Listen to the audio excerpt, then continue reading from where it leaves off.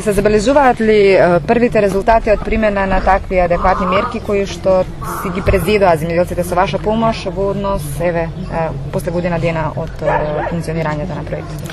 Да, секако, јас и во моето обраќање пред луѓето тука кажав дека на веќе една година работиме со имплементација на проектот и има наистина конкретни резултати, поготово во поставувањето на мрежите за заштита од град и од сончева радијација.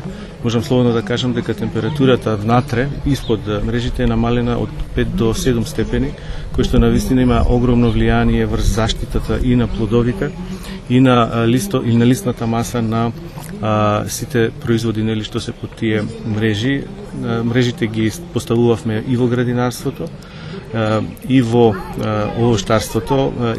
Планот е исто така да се продолжи и на други култури да се поставуваат тие мрежи и да се промовира ова мерка како навистина една од успешните. Исто така имаме и доста активности спроведено во областа на лозарството, на различни типови на агротехнички мерки за резидба на лозата, кои што фактички ја зголемуваат лисната маса и придонесуваат кон заштитата на плодот од сончевото зрачење.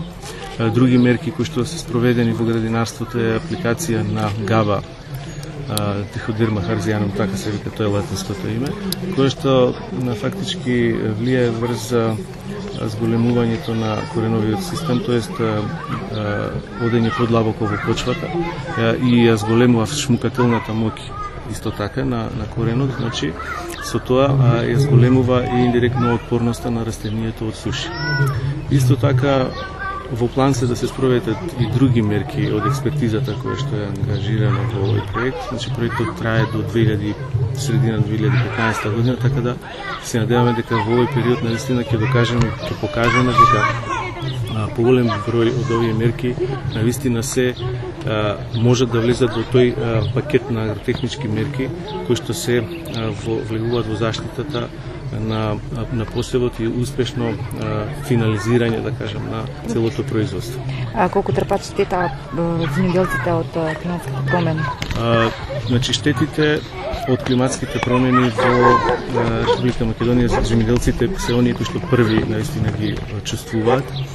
Значи, може би луѓето кои што живеат во урбаните средини тоа не го чувствуваат толку многу. Значи, климатските промени во Република Македонија се веќе една реалност. Свесни сме уназад на повеќе години дека има појава на поплави, на суши, кои што директно негативно влијаат врз нашите посеви, каде што знаеме наистина колку труд и средства се вложени, така да тие штети на вистина се осеќаат. Беше имате нешто тоа подетално? Подетално има прес-релиз. Како може да се вклучат луѓето во проектот земјоделците? Значи вака, проектот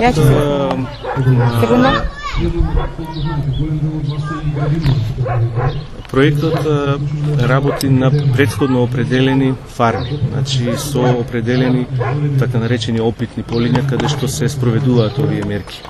Значи можам вклучувањето на земјоделците ќе биде во таа втора компонента уште помасовно, откако ќе се сите овие знаења и вештини кои што ќе се спроведат во пракса, значи на овие пилот фарми кои што ги спомнав, ќе се искористат сите тие знаења во советодавни пакети кои што ќе се продуцираат во најразлични брошури, информативни материјали, едукативни материјали кои што ќе се шират преку нашата мрежа како организација која што членуваат голем број на здруженија, но и преку Агенцијата за поддршка на земјоделството како стручна организација за давање на совети на земјоделците, така да и преку нив ќе се шират тие знаења. Сега колку имаме од Куманово, Кумановско колку? Па во Куманово има неколку фарми кои што се во Кумановско кои што се вклучени. Значи во